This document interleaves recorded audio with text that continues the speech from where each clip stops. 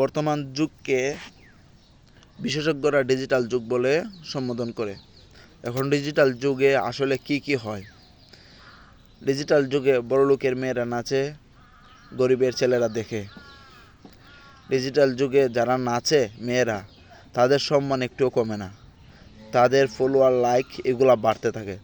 তাদেরকে যখন বিয়ে দেওয়া হয় তখন তাদের আমলনামা এটাই চেক করা হয়, তাদের ফলোয়ার টিকটক, ফেসবুকে কত আছে।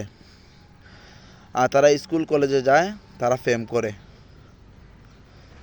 আর প্রাচীন যুগে গরিবের ছেলে মেয়ে, ওই মেয়েরা নাচতো, রাজা বাদশাহরা নাচ দেখতো, খুশি হয়ে টাকা দিত।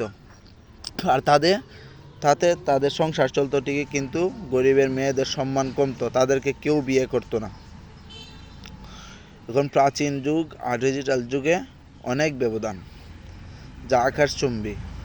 আগের যুগে যদি এভাবে ডিজিটাল যুগের মেয়েরা যেভাবে বেহায়াপনা করে, এভাবে যদি করতো, তাদেরকে তাদের বাবারা গড়তে বের করে দিত, তাদেরকে বংশ পরম্পরা থেকে বহিষ্কার করত। কিন্তু এই যুগে এগুলো হয় না।